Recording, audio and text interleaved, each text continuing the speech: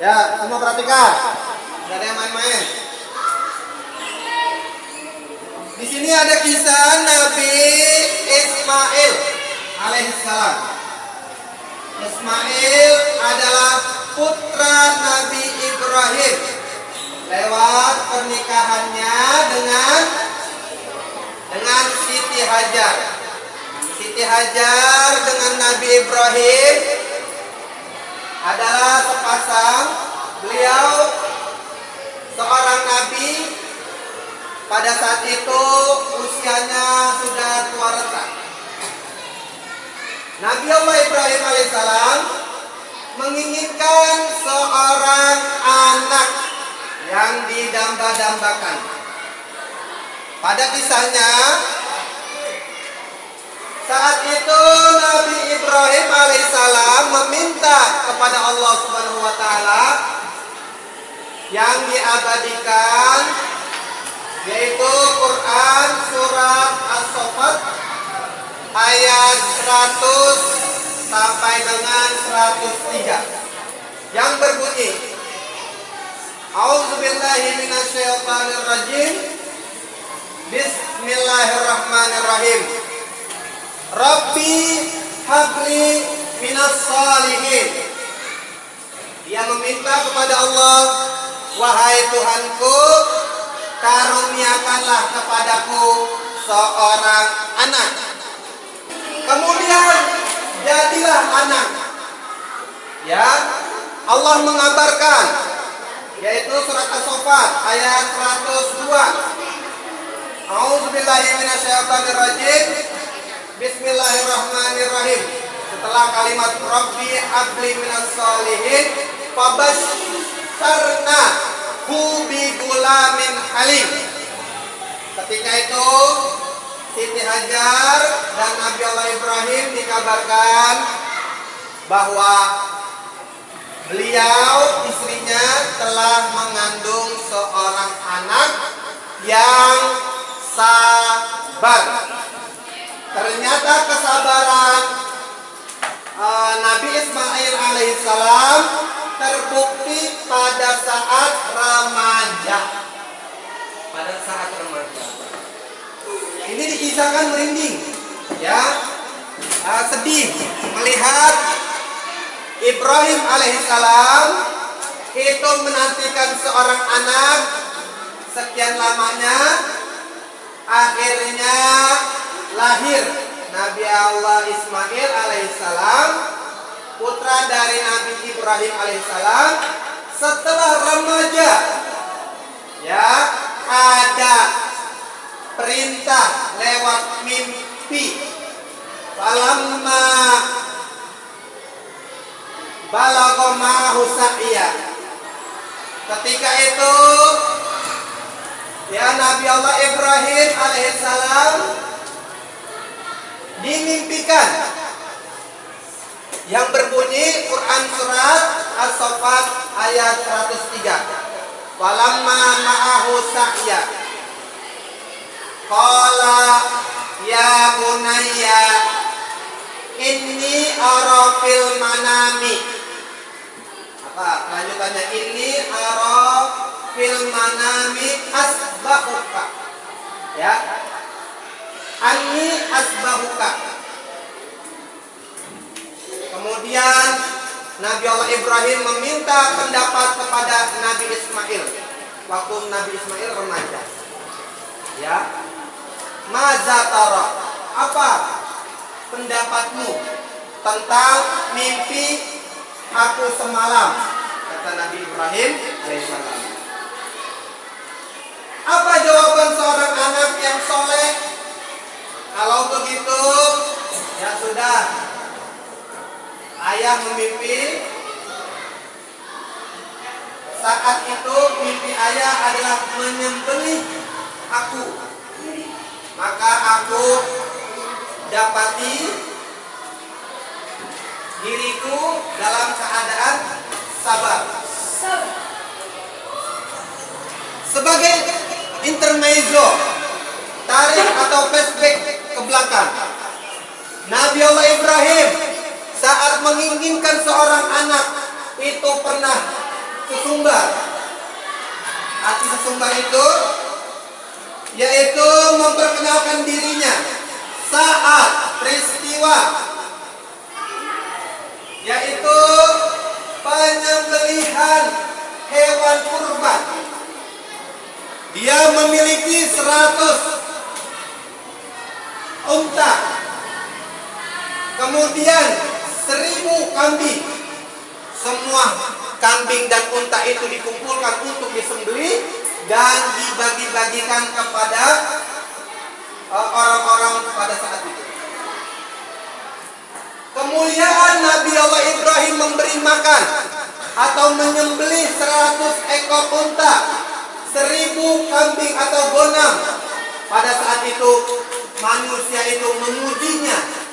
Luar biasa Nabi Allah Ibrahim alaihissalam. Pengorbanannya untuk menyembelih hewan, dikurbankan, dibagikan kepada orang-orang banyak pada saat itu.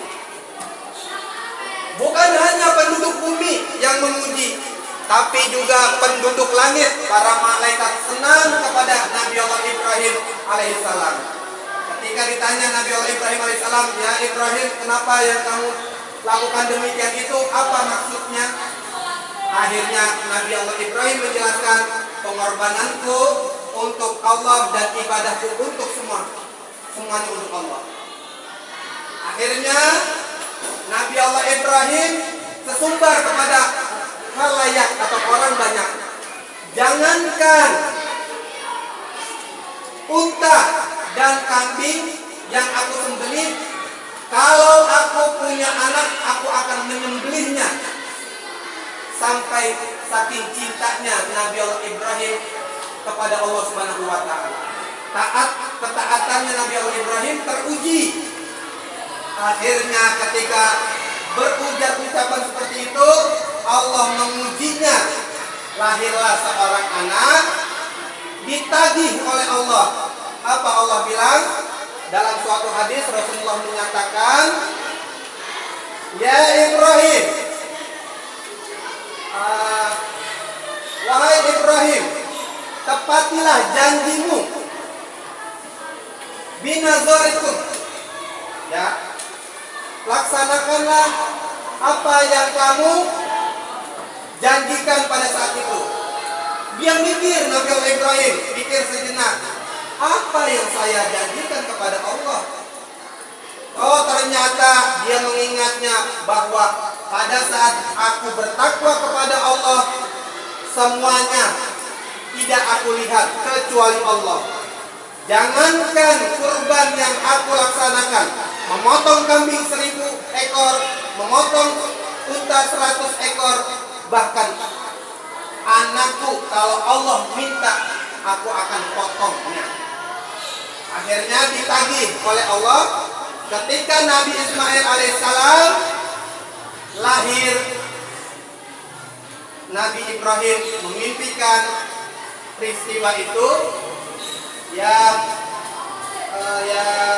Ismail, aku memimpi semalam 3 kali mimpi bahwasanya aku memotongmu. Akhirnya Nabi Ismail alaihissalam menerima, kalau demikian maka potonglah saya. Kata Nabi Ismail alaihissalam, bentuk kesabarannya dia dan ketaatan dia kepada seorang ayah dan Tuhannya, yaitu Allah. Prosesi pemotongan itu, Nabi Ismail saat remaja dituntun atau digandeng, ya, dituntun untuk pelaksanaan pemotongan karena perintah Allah dalam Quran surat Al-Kautsar ayat 1 sampai dengan 3. Bismillahirrahmanirrahim. Inna a'tainakal fasholli lirabbika wanhar. Inna sani'aka huwal abtar. Kata Allah, ufi binazarikum. Kamu tepati janjimu wahai Ibrahim Allah menurunkan surat Al-Kautsar, perintah untuk ibadah dan berkurban. Inna a'tainakal kautsar, sesungguhnya Tuhanmu Allah memberikan kenikmatan kepada kita semua, kenikmatan yang banyak. Fasholli li rabbika wanhar, maka sembahlah Allah dengan cara beribadah, dengan cara sholat dan berkurbanlah, yaitu bentuk dari kecintaan kita. Berkurban dengan kambing, berkurban dengan hewan yang halal disembelih, seperti sapi, kambing, unta, dan lain sebagainya. Itu menandakan kita berkorban. Inna sani'aka huwal abtar, sesungguhnya orang yang membenci kita dialah orang yang terputus. Apa maksud terputus? Yaitu terputus dari rahmat. Ya, makanya selain kita sholat, kita harus menjalin hubungan sesama manusia. Jangan sampai kita mengecewakan manusia lainnya dengan cara kita membenci, itu tidak boleh. Akhirnya Ismail dibawa oleh ayahnya Nabi Allah Ibrahim alaihissalam. Pemotongan itu terjadi sebelum pisau sampai ke batang leher Nabi Ismail alaihissalam. Itu Nabi Ismail dirubah oleh kambing. Nabi Ismailnya tidak jadi dipotong. Yang dipotong adalah seekor kambing. Inilah bukti bahwa satu, Allah menagih janji kepada Nabi Ibrahim sebagai bentuk ketaatannya kepada Allah. Dan kedua, Nabi Ismail adalah seorang yang sabar dan taat kepada Allah, merupakan anak dari Nabi Ibrahim alaihissalam. Sampai tibalah saat Allah mengabarkan, yaitu karunia Allah yang diberikan Nabi Ibrahim alaihissalam, yaitu seorang putra yang dinanti-nantikan sebagai putra yang soleh. Itu saja yang Bapak dapat sampaikan pada hari ini.